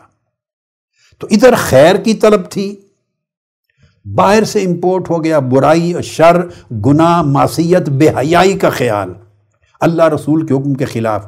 تو ایک وقت تک ان کے اندر ذہن میں فائٹ رہتی ہے، بندہ بتاتا نہیں کسی کو، نوجوان بچے نہیں بتاتے۔ میرے بیٹے اور بیٹیوں سنو، جب یہ سٹیج آئے اسی وقت اپنے شیخ کو، استاذ کو، مربی کو، ماں باپ کو، جہاں سے رہنمائی ہدایت مل سکتی ہے، قریب ترین جہاں ایکسیس ہے، اس وقت بیٹھے ان کو بتاؤ۔ اپنے آپ کو طویل وقت کے لیے آزمائش میں نہ رکھو، چونکہ اپنے آپ ہی رہیں گے تو ممکن ہے الٹیمیٹلی آپ کا قلب، آپ کا دل اور دماغ وہ جنگ ہار جائے اندر ہی اندر، کیونکہ آپ کے پاس جنگ جیتنے کا بہت زیادہ اور سامان نہیں ہے، اور بہت زیادہ سامان سمجھ لیں علم کے ساتھ پھر تقوی ہوتا ہے، عمل صالح اور تقوی۔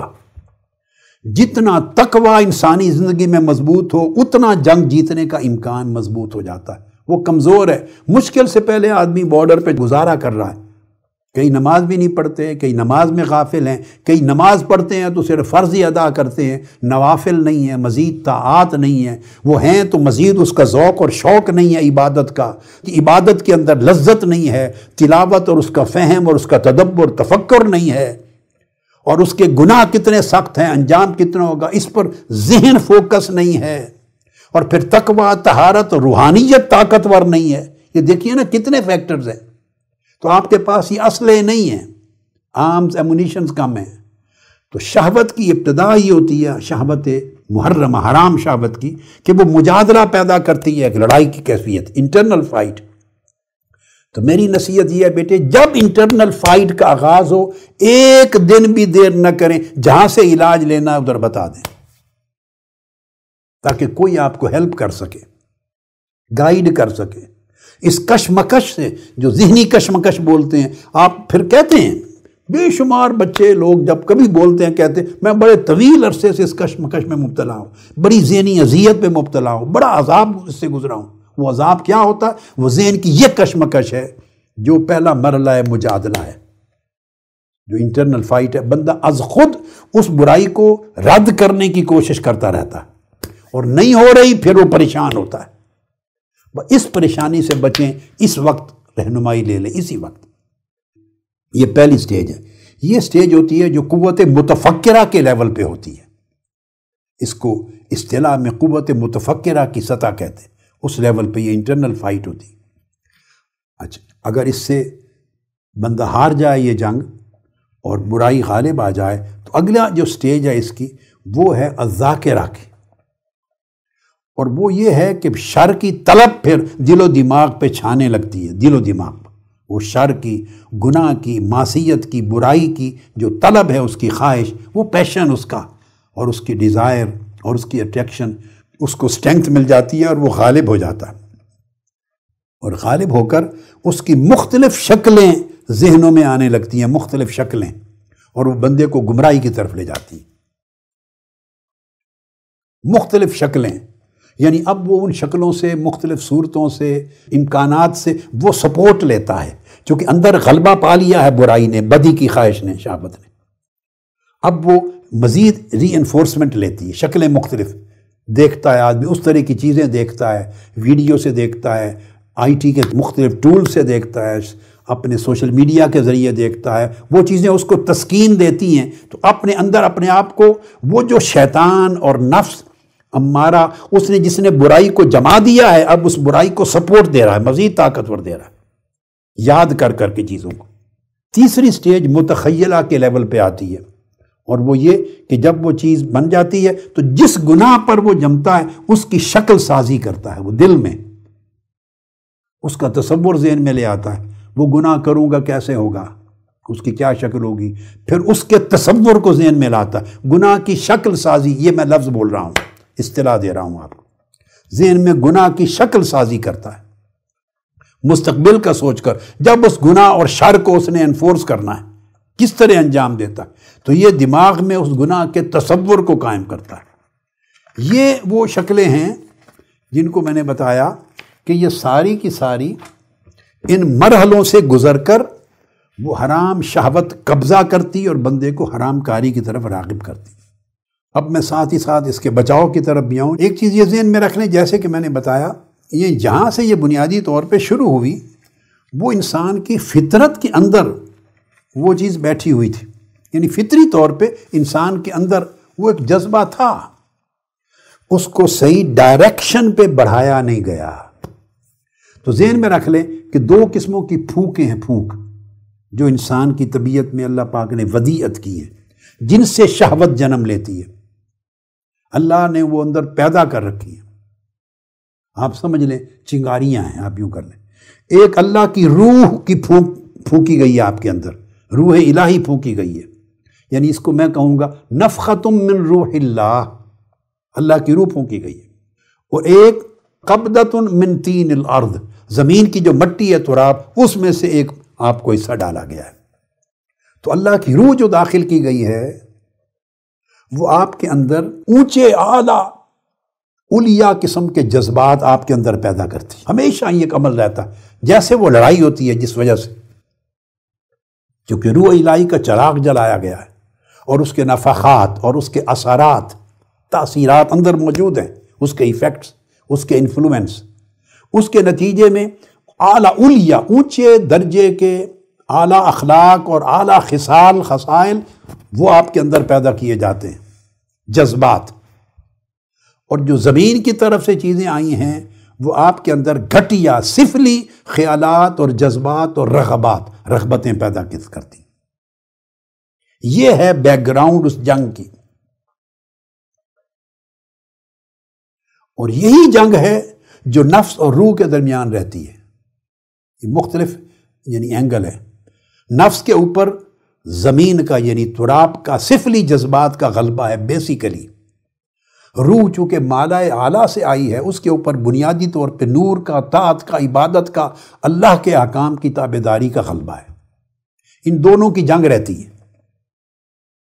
میں نے مختلف طریقوں سے بات کو سمجھایا، اور بیٹل فیلڈ میدان جنگ دل بنا رہتا ہے، قلب، جو ہمارا اس 10 راتوں کا موضوع ہے۔ دل جو ہے وہ بیٹل فیلڈ ہے۔ نفس چاہتا ہے میں اور میرے لشکر کا غلبہ ہو دل پر، روح چاہتی ہے میں اور میرے لشکر کا غلبہ ہو دل پر۔ اب یہ دو اندر کی ان کی جنگ ہے، تو انہیں جس کو بھی ایکسٹرا سپورٹ زیادہ مل جائے گی وہی جنگ جیت جائے گا۔ اب آپ بات کو سمجھ گئے؟ یعنی نیکی کا جو منبع ہے، آپ کے اندر ایک جذبہ ہے، وہ تو اپنی جنگ تبھی جیتے گا نا کہ اس کو ایکسٹرا سپورٹ ملے گی، اور ایکسٹرا سپورٹ یہ ملے گی کہ ہر روز اب قرآن مجید کی تلاوت کر رہے ہیں اور اس کا ترجمہ پڑھ رہے ہیں تدبر تفکر کے ساتھ، ہر روز کچھ احادیث پڑھ رہے ہیں، ہر روز حضور علیہ السلام کی سیرت طیبہ پڑھ رہے ہیں، ہر روز کچھ حصہ صحابہ اولیاء صالحین کی سیرت کا، اسوہ کا تذکرہ پڑھ رہے ہیں، دین کی تعلیم لے رہے ہیں، اور پھر اس سے بڑھ کر عبادت کرتے ہیں کچھ ایکسٹرا فرائض کے علاوہ۔ میرے نوجوان بیٹے سمجھیں، اب عبادت کا ذوق نہیں ہے، اللہ کا ذکر کریں، اللہ کی یاد کریں، زیادہ نوافل پڑھیں، اپنے کمرے میں تسبیح پڑھیں، استغفار کی، لا الہ الا اللہ کی، درود پاک پڑھیں، یعنی اپنے آپ کو ہر وقت وضو سے رکھیں، پاکیزگی دیں، طہارت دیں، عبادت اور طاعت کا نور اور تقوی، ہر اس جگہ سے بچیں جہاں برائی کا داخلہ جہاں سے ہو سکتا ہے، پرہیز کریں، ڈریں، جہاں پھسل سکتے ہیں وہاں قدم نہ رکھیں، اس کو تقوی کہتے ہیں۔ تو یہ جب ایکسٹرا چیزیں ہوں گی تو تب روح کے لشکر کو طاقت پہنچے گی نا، نیکی کے جذبے کو، تب جنگ جیتے گی نیکی۔ اب یہ ایکسٹرا تو کوئی چیز ہوتی نہیں ہے پاس، پہلے مشکل سے زندگی گزر رہی ہے، اگر کسی کی گزر رہی ہے بچ بچا کے، اور اگر پہلے ہی کوئی دین میں اور عمل میں نیکی میں کمزور ہے تو اس کا اللہ حافظ ہے۔ تو ادھر سے برائی کے اسباب بہت زیادہ ہیں جو میں آپ کو بتا رہا ہوں، یہ پورے 10 دن میں یہ چلتا رہا کہ سوشل میڈیا کے ذریعے ساری برائی آ رہی ہے، الیکٹرانک میڈیا ساری برائی آ رہی ہے، دوستوں، سہیلیوں، کمپنی، فرینڈز، کزنز، رشتہ دار، سب برائی آ رہی ہے۔ آپ خود دیکھ لیں، آپ میں سے کوئی ایک بچہ یا بیٹی، جو بیٹیاں بیٹھی میمن لیگ کی، اگر آپ کے گھر کو اللہ نے سنوار دیا ہے اس مشن کے تعلق سے، اس مشن سے خیرات ملی ہے، دین کا فہم ملا ہے، دین کا درد ملا ہے، دین پر عمل کرنے کی رغبت ملی ہے، تو آپ اپنے کزنز کے حالات دیکھ لیں، اپنے ہی ساتھ فیملی کے باقی گھروں کو دیکھ لیں، انہیں آپ کا دین پر چلنا ہی شاید پسند نہ ہو، دین پر پختہ ہونا ہی پسند نہ ہو، آپ کا لباس اگر آپ ساتر باحیا لباس پہن رہی ہیں تو آپ کی فیملی میں کئی گھر ہوں گے انہیں آپ کا لباس ہی پسند نہیں ہوگا۔ یہاں آدمی کمپلیکس کا شکار ہو کے جنگ ہارتا ہے، فلاں نے بھی ایسا لباس نہیں پہنا، فلاں نے بھی یہ چھوڑ دیا، فلاں نے ایسا کیا، فلاں یہ کہہ رہے تھے، فلاں یہ کہہ رہی تھی، وہ یہ کہہ رہے تھے، یہ کہہ رہے تھے، یہ کہہ رہے تھے، یہ سب کیا ہے؟ شیطنت اور شر کی جنگ ہے، وہ ہار چکے ہیں۔ وہ چاہتے ہیں آپ بھی ہار جائیں۔ انہوں نے سمجھوتا کر لیا ہے شر سے، معصیت سے، گناہ سے، نافرمانی سے، ودرا کر گئے مجبور ہو کر، نہیں چل سکے۔ اب وہ چاہتے ہیں آپ بھی مجبور ہو جائیں، سرنڈر کر جائیں۔ اس کے لیے تو آپ کا جو ماحول ہے، سوسائٹی ہے، گرد و نواح ہے، صحبت اور دوستی، ہر طرف سے شر اور گناہ اور معصیت آ رہی ہے، اور ادھر نیکی کے جذبے کو طاقت پہنچانے کے لیے کوئی فریش چیزیں ہی نہیں مل رہی زیادہ۔ نیکی جنگ جیتے، روح جنگ جیتے، اللہ کی روح کا جو نور ہے وہ جنگ جیتے، وہ ڈیفیکلٹ ہو جاتا ہے۔ اس پر فوکس کیا ہے میں نے سارا۔ حدیث پاک میں آقا علیہ السلام نے فرمایا ان الدنیا حلوۃ خاضرۃ، اور یہ دنیا اٹ سیلف بڑی اٹریکٹیو چیز ہے۔ پھر آگے چل کے آقا نے فرمایا فَيَنْظُرُ كَيْفَ تَعْمَلُونَ، ہمیشہ فوکس کیا کرو، دیکھو یہ دنیا بڑی کھینچتی ہے، راہ حق سے ہٹاتی ہے، اس میں بڑی اٹریکشنز ہیں، بڑی زینتیں ہیں، بڑی عجیب عجیب قسم کے اس میں آپ کو چیزوں کو موٹیویٹ کرتی ہیں، ڈیٹریکٹ کرتی ہیں۔ دیکھو کیا عمل کر رہے ہو، یعنی کس سمت چل رہے ہو، کدھر رخ کر رہے ہو، آپ کی جو اندر کے پیشن کس طرف جا رہے ہیں، دیکھو۔ پھر آپ نے دو چیزیں فرمائی، فَاتَّقُوا الدُّنْيَا، دنیا اور دنیا کی جو اللہ کی طاعت سے ہٹا کر لے جانے والی رغبتیں، ان سے بچو، وَاتَّقُوا النِّسَاء، اور عورتوں مردوں کی بدکاریوں سے بچو، ان شہوتوں سے بچو۔ فَإِنَّ أَوَّلَ فِتْنَةِ بَنِي إِسْرَائِيلَ كَانَتْ فِي النِّسَاء، بنی اسرائیل کا پہلا فتنہ جو شروع ہوا، آقا علیہ السلام نے فرمایا وہ ناجائز ریلیشنز کی شکل میں شروع ہوا۔ صحیح مسلم کی حدیث۔ اب ایک بات یہاں ذہن میں رکھیں، اسلام جو کہ فطری دین ہے، دین فطرت ہے، اسلام نے آپ کی جو طبعی خواہشات ہیں، شہوات جن کا میں ذکر کر دیا، اس سے محروم نہیں کیا، اور ٹوٹلی محروم ہونے کا درس نہیں دیا، بلکہ ان کو ضبط دیا، نظم دیا، ڈسپلن دیا۔ بس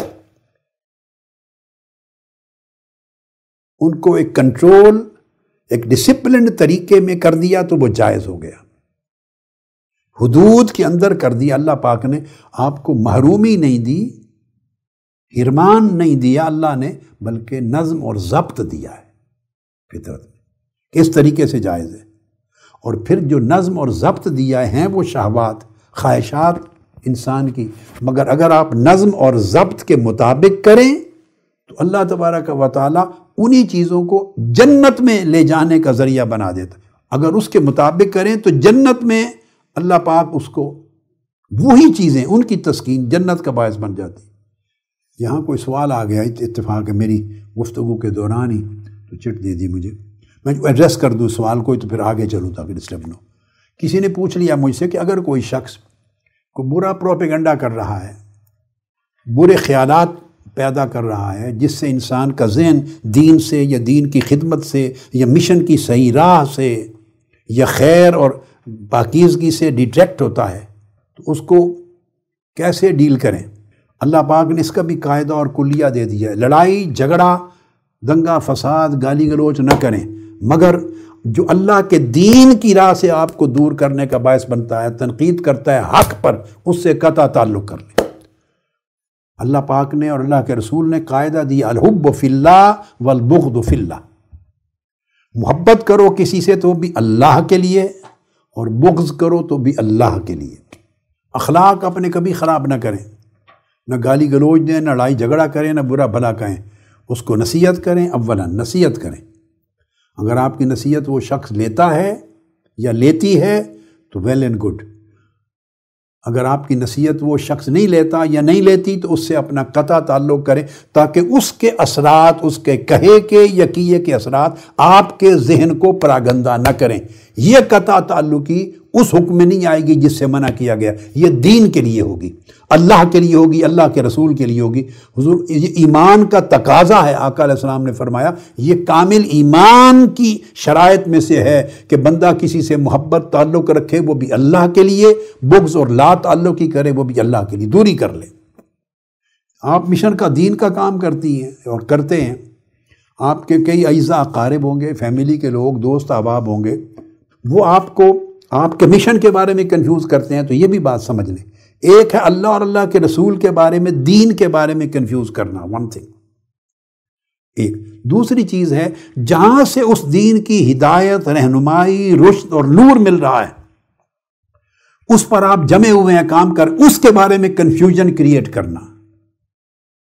کوئی آدمی اس پہ تنقید کرتا ہے اور کنفیوز کرتا ہے آپ کے مائنڈ کو، آپ کے ذہن میں انتشار پیدا کرتا ہے، تاکہ اس کے نتیجے میں ممکن ہے اس کے ذہن میں انتشار پیدا کرنے والے کے ذہن میں اس حد تک بری نیت ہو یا نہ ہو، یہ بھی ہو سکتا نہ ہو، مگر الٹیمیٹلی اس کام کا نتیجہ کیا نکل رہا ہے کہ جو ہی میں نے آپ کو پہلے بتایا تھا، آپ کے اندر جو دل و دماغ میں یقین کی کیفیت تھی، اس مشن کے ساتھ، اس چشمے کے ساتھ جہاں سے آپ کو سیرابی مل رہی ہے، ہدایت مل رہی ہے، رہنمائی مل رہی ہے، آپ کے ایمان کی حفاظت ہو رہی ہے، نسلوں کی حفاظت ہو رہی ہے، تو اس کے بارے میں اگر کوئی تشویش، تنقید اور انتشار ذہن میں پیدا کر دے اور آپ کا تعلق کٹ جائے تو یہ بھی اسی قاعدے میں آتا ہے، اس طرح جیسے اللہ سے تعلق کٹ گیا، یعنی جو اللہ کی طرف لے جانے والا تھا اس سے تعلق کٹنا ایسے ہی ہے جیسے اللہ سے تعلق کٹنا، اور اللہ کی یاد دلانے والے سے جڑنا ایسے ہی ہے جیسے اللہ سے جڑنا۔ یہ آقا علیہ الصلوۃ والسلام کے فرمودات ہیں۔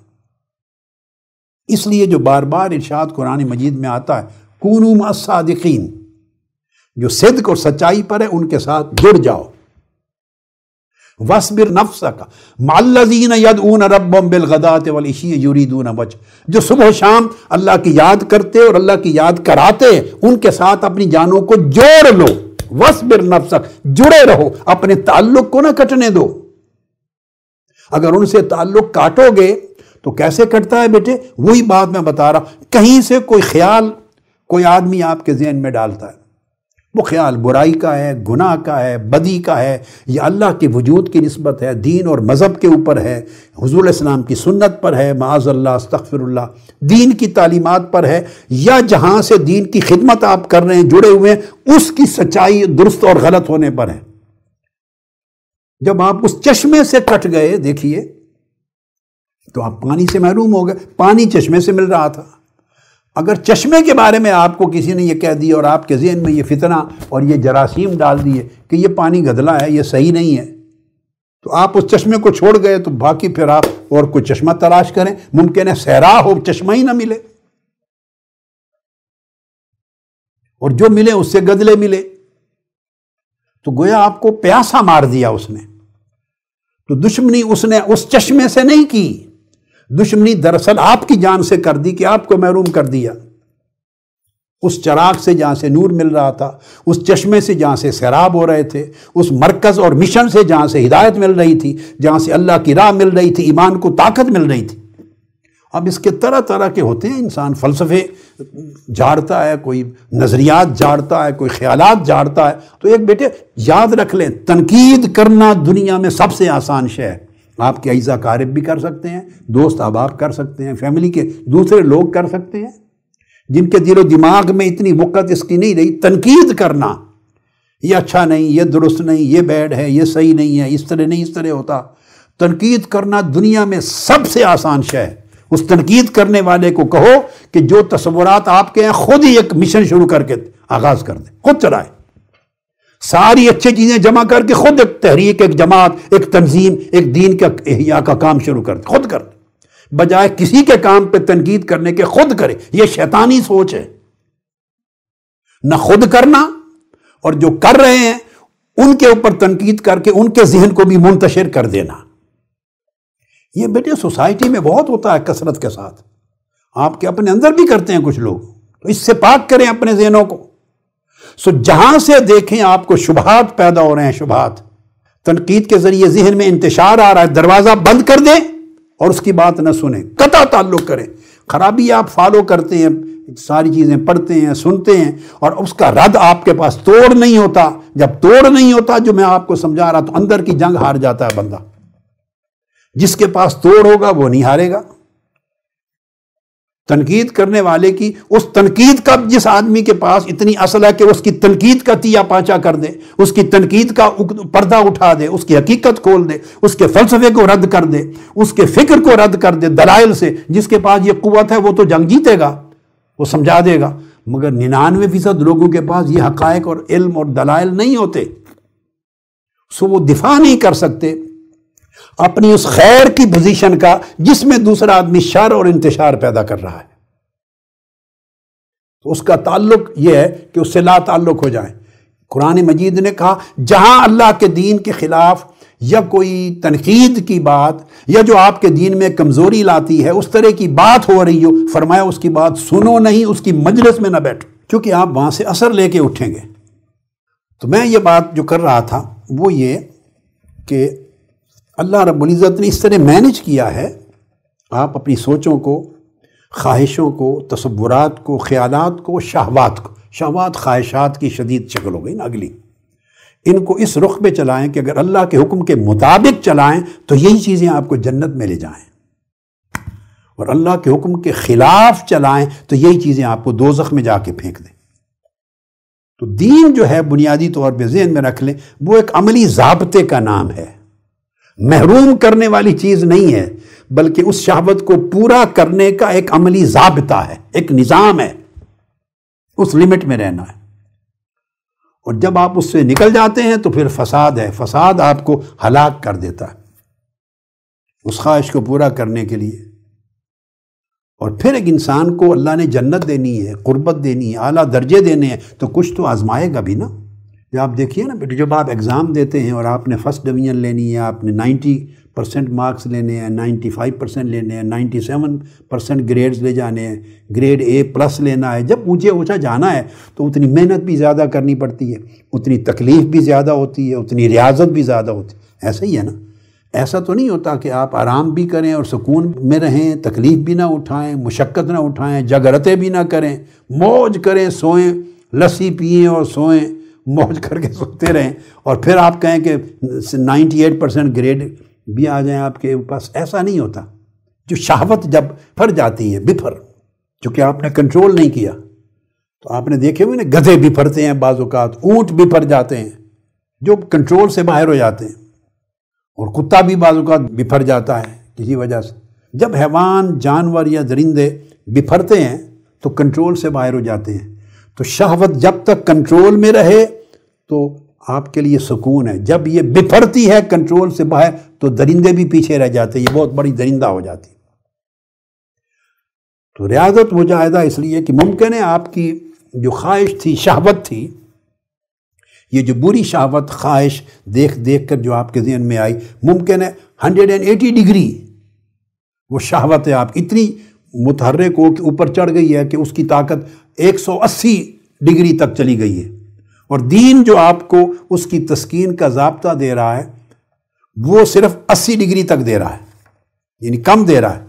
باقی جو حصہ بچتا ہے وہ لذت اللہ کے ساتھ تعلق میں پیدا کریں، کچھ لذت اپنی اس تسکین سکون یہاں سے کر لیں، اور کچھ اللہ کے ساتھ اپنے آپ کو ایسا جوڑیں، اتنا جوڑیں اللہ کی ذات کے ساتھ، اللہ کے رسول کے ساتھ، عبادت کے ساتھ، عشق الہی میں، زہد میں، تقوی میں، مرا میں، کہ وہ 180 کیا 360 ڈگری جو ہے وہ آپ کے سکون کی، لذت کی وہاں سے پوری ہو جائے۔ اس طرح لائف کو بیلنس کرتے ہیں، لائف کو اس طرح بیلنس کرتے ہیں۔ اس کے لیے ضروری ہے تقوی کو پیدا کرنا، اور ایک احتیاط تقوی کے باب میں اور ورع اور تقوی کے باب میں یہ ہے کہ ایک طریقہ کار اس کے علاج کے لیے بتا رہا ہوں، ایک طریقہ کار سکھایا۔ پہلی چیز تو یہ ہے کہ بچپن سے بچوں کو، اور اب نوجوان ہیں وہ، یہ مشن اس لیے ہے کہ ان کی کامل ایمانی تربیت کی جائے۔ پہلا علاج کی طرف آ رہا ہوں، کامل ایمانی تربیت کی جائے، اور کامل ایمانی تربیت میں یہ چیز شامل ہے، اسے سکھایا جائے، اور ذہن میں آپ لوگ اس عمر میں بھی اپنی بھی کامل ایمانی تربیت کریں، ہر شخص طالب علم ہے، اور وہ اس طرح کرے کہ اس کو پتا ہو کہ میرا علاج تقوی ہے اور میرا علاج مراقبہ ہے۔ مراقبہ کیا ہے؟ کہ یہ یقین رکھنا کہ میری جو حالت دل کے اندر کشمکش، اللہ دیکھ رہا ہے، نہ صرف ظاہر کو، میری باطن پہ ہر وقت اللہ کی نگاہ ہے۔ جب یہ خیال آ جائے کہ ہر وقت اللہ کی نگاہ ہے تو پھر آپ کی احتیاط کا عالم کیا ہوگا؟ اس کو مینٹین کرنے کو، اس حالت کو، قلبی حالت کو مینٹین کرنے کو مراقبہ کہتے ہیں، اور اللہ کے احکام کو توڑنے کا خوف اور پھر پازیٹیولی اللہ سے محبت کرنے کے اجر، اس کے ساتھ محبت اور عشق کریں تو احوال کیا ہے، یہ پہلی شکل۔ دوسرا اس کا یہ ہے جو نظر مسموم ہے، زہر آلود نظر، جہاں نظر ڈالنے سے زہر آئے گی، پوائزن، اس سے بچو۔ جو بری نظر ہے، بری نظر سے مراد ایسی جگہ پہ نظر جہاں سے گناہ جنم لے سکتا ہے، آپ کی آنکھوں کے ذریعے دماغ میں، دل میں، اور شہوت حرام جنم لے سکتی ہے، اور جہاں سے وہ نظر، وہ دیکھنا کسی ایسی چیز کو، کسی ایسے انسان کو، کسی ایسی مجلس میں، کسی ایسی تصویر کو، وغیرہ وغیرہ، ایسا دیکھنا جو شہوت کو ابھارے، حرام شہوت کو ابھارے، اس سے بچیں۔ اب یہ کام آپ نے کرنے ہیں، کیونکہ وہ ابلیس کے تیروں میں سے ایک تیر ہے۔ اور یاد رکھ لیں یہ بات، بری جگہ پہ نظر خطرے کو جنم دیتی ہے، جو خطر آپ کو بتایا تھا، خاطر اور خطرہ شروع میں، اور خطرہ فکر کو، بری فکر کو جنم دیتا ہے، برے فکر یعنی برے تصور کو، اور برا تصور بری شہوت کو جنم دیتا ہے۔ لہذا پہلی بری نظر سے پرہیز کرنی چاہیے۔ نمبر 3، علاج کا تیسرا پہلو، اپنے اندر اتنی بیداری پیدا کریں، ذہن میں، دل میں، شعور میں بیداری پیدا کریں کہ اس بیداری کے ذریعے اپنے آپ کو خطرات سے بچا سکیں۔ اس کو یقظہ کہتے ہیں، بیدار رہیں۔ غافل رہنے سے بندہ اپنے آپ کو خطرات سے نہیں بچاتا، غافل مارا جاتا ہے۔ اور جو آدمی چوکنا رہتا ہے، چوکنا، وہ خطرے سے بچ جاتا ہے۔ یعنی آپ کو اتنا چوکنا ہو کہ آپ کا ذہن آگاہ ہو اس بات سے کہ خیر کا مبدا، خیر کہاں سے پیدا ہو رہی، شر کہاں سے پیدا ہو رہی، کس خیال سے نیکی اور خیر ملے گی مجھے، کس خیال سے دین میں فائدہ ہوگا، کس سے دین میں نقصان ہوگا۔ چونکہ اس بیداری سے آپ برے ارادوں کو ہی نہیں، بلکہ ان سے پہلے برے خیالات کو روک دیتے ہیں، برے تصورات کو روک دیتے ہیں، برے ارادہ بننے کی نوبت ہی نہیں آتی، پھر برا فعل کرنے کی نوبت نہیں آتی، تو آپ کنٹرول کر لیتے ہیں، گویا اس کے شہوت بننے سے پہلے لگام ڈال دیتے ہیں اس پر۔ یہ تفتن کہتے ہیں کہ اتنی فطانت اور بیداری اور یقظہ ہو آپ کے اندر کہ ہر وقت بیدار رہیں، غافل نہ رہیں۔ اس کے بعد چوتھا اصول، ہمیشہ طاعت اور عبادت پر اپنی ملازمت پختگی رکھیں ہر وقت، اور اس کو اور بڑھاتے رہنے کی کوشش جاری رکھیں۔ اور پانچویں چیز، اپنے اوپر ورع اور تقوی لازم کر لیں۔ جتنی ورع اور تقوی آپ کے اندر پختہ ہوگی، ورع اور تقوی، اتنا حرام شہوتوں کے حملے سے اور اس کے اثرات سے بچنا آسان ہوگا۔ اور تقوی کا قاعدہ یہ ہے، حضرت ابو الدرداء رضی اللہ تعالیٰ نے فرمایا کہ تقوی، ورع اور تقوی تب پیدا ہوتا ہے کہ حتیٰ کہ بندہ بری چیزوں سے اور بری چیزوں کے امکانات سے بچتے بچتے حتیٰ یتقیہ فی مثقال ذرہ، ایک رائی کے دانے سے بھی بچے۔ اگر برائی اور بدی اور گناہ کا اور نافرمانی اور معصیت کا ایک رائی کے دانے کے برابر بھی شک ہے تو اس سے بھی بچے، رائی کے دانے کے۔ ہم دیکھتے ہیں پہاڑ ہو تو بچیں گے، 10 کلو ہو، ایک من ہو تو بچیں، 10 کلو ہو تو نہیں۔ وہ کہتے ہیں نہیں، ایک ماشا تولا اور ماشا اور رتی بھی نہیں، رائی کے دانے بھی بچیں، تب جا کے یہ تقوی بندے کو خطرات سے ہمیشہ محفوظ رکھتا ہے۔ تو صحابہ کرام فرماتے کہ یہ رائی کے دانے سے بچنے کا مطلب حتیٰ یترک بعد ما یری انہ حلال خشیۃ ان یکون حراما، یعنی اس خیال سے بھی اس حرام کو چھوڑ دے کہ وہ دیکھنے میں حلال ہے، مگر اس سے ایک خطرہ محسوس ہوا کہ کہیں حرام نہ ہو۔ اگر یہ خطرہ اور خوف بھی پیدا ہو جائے کہ کہیں حرام نہ ہو تو اس خدشے سے بھی چھوڑ دے، اس کو تقویٰ کہتے ہیں۔ تقویٰ میں آدمی جرأت مند نہیں ہوتا۔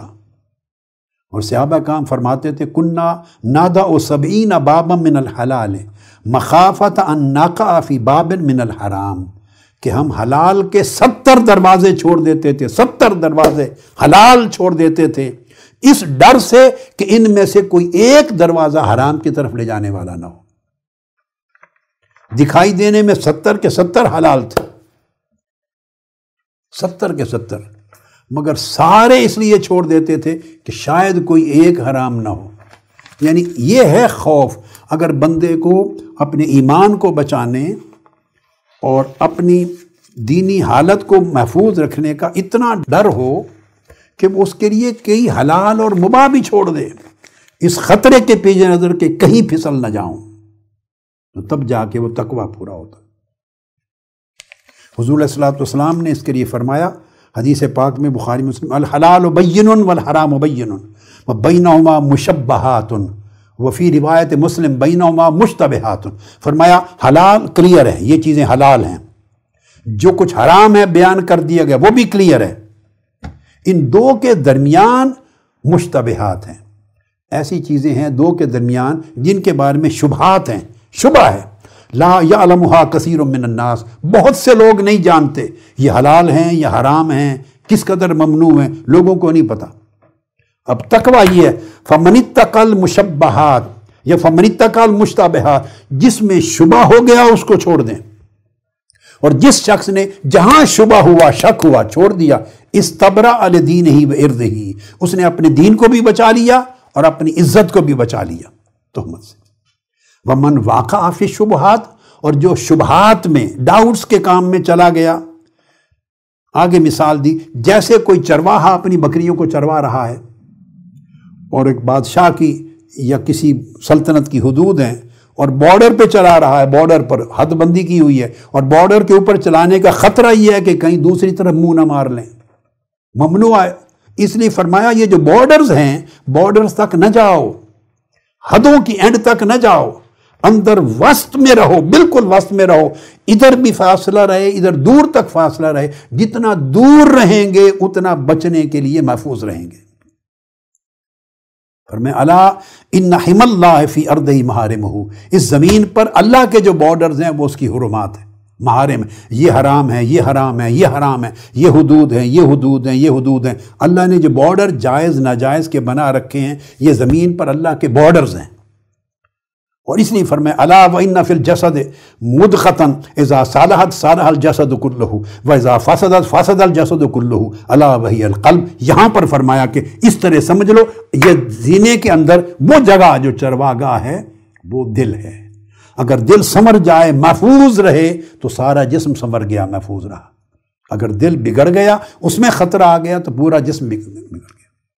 چونکہ دل جب بگڑتا ہے، اگر دل میں خرابی آتی ہے، دل میں شک اور شبہ آتا ہے، دل میں کوئی انتشار آتا ہے، دین سے دوری آتی ہے، تو دل اکیلا تباہ نہیں ہوتا، وہ پورے کے پورے جسم کو برباد کر دیتا ہے. جسم کے جتنے اعضاء ہیں جسم کے، یعنی آنکھیں بھی جسم کے تابع، کان بھی جسم کے تابع، زبان بھی جسم کے تابع، ہاتھ بھی جسم کے تابع، پاؤں بھی جسم کے تابع، پیٹ بھی جسم کے تابع.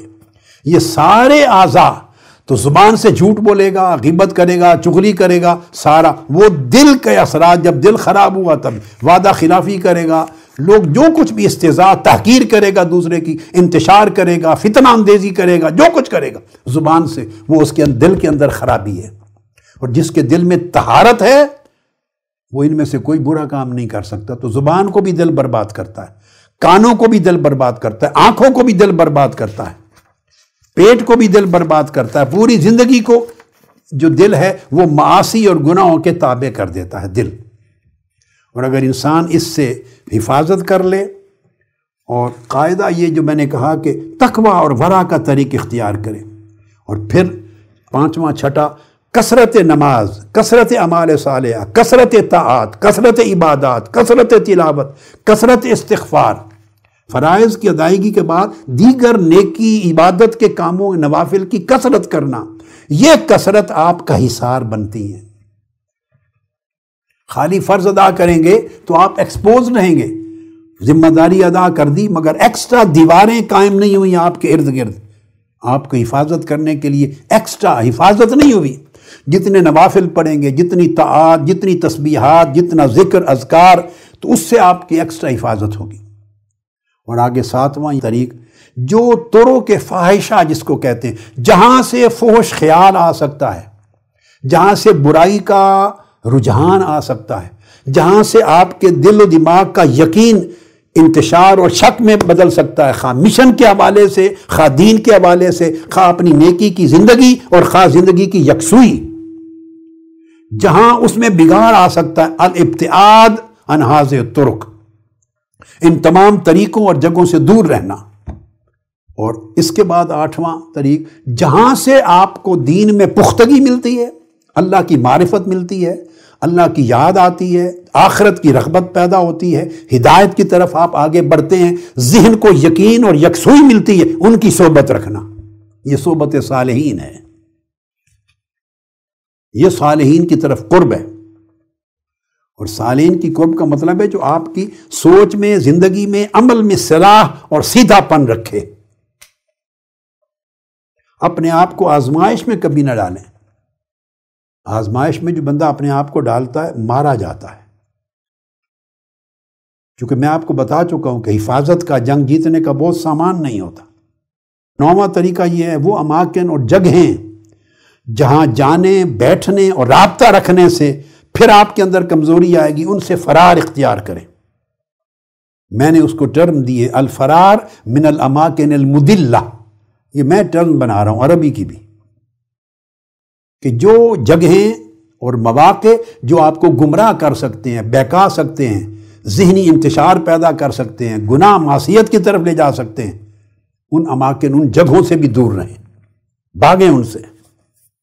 اور 10واں طریق، کثرت سے اللہ کے حضور دعا کریں، ہمیشہ دعا کریں، کیونکہ دعا میں عاجزی ہے، تواضع ہے، انکساری ہے، اظہار بے بسی ہے، اظہار بے کسی ہے کہ میں کچھ نہیں ہوں میرے مولا، تو میری حفاظت فرما۔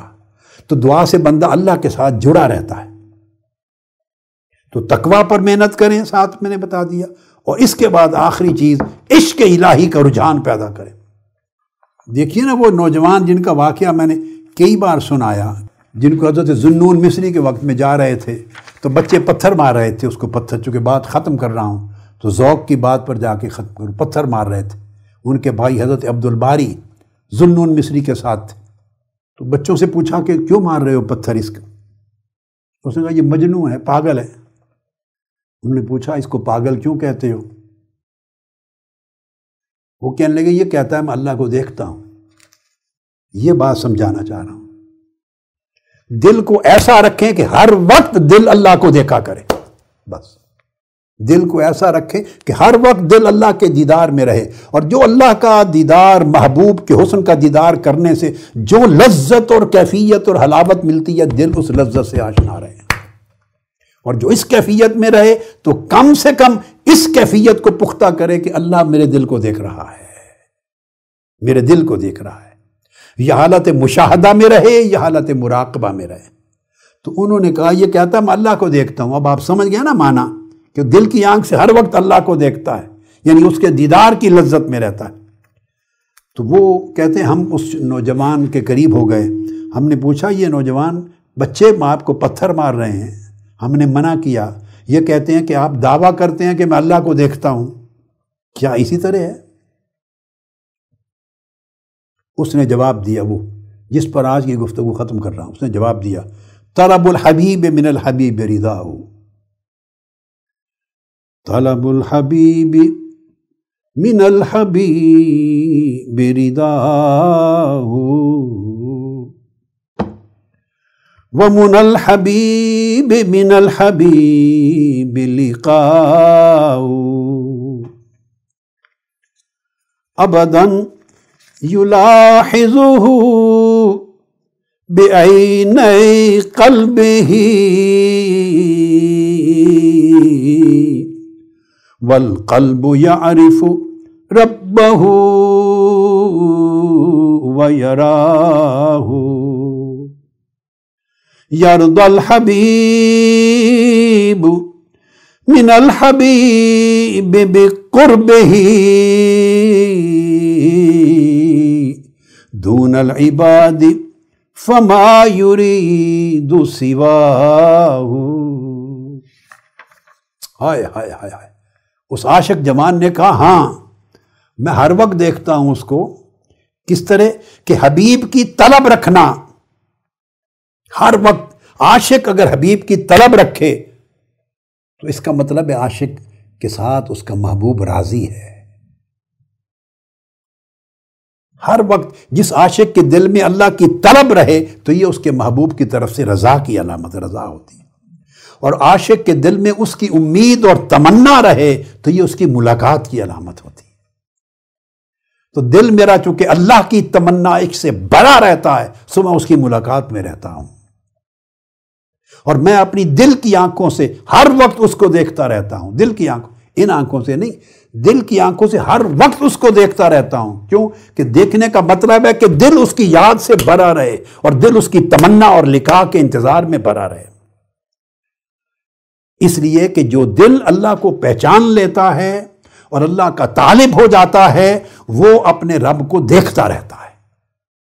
جس کے دل میں اللہ کی طلب اور محبت اور عشق بھر جائے، جس کا دل معمور ہو جائے، سمجھو وہ دل اپنی آنکھ سے اللہ کو دیکھ رہا ہے، اور پھر محبوب اپنے حبیب سے قرب میں رہتا ہے، اس قرب سے راضی ہوتا ہے، اور اس لیے کہ اللہ اپنے محبوب کے سوا کسی اور چیز کی طلب نہیں رکھتا۔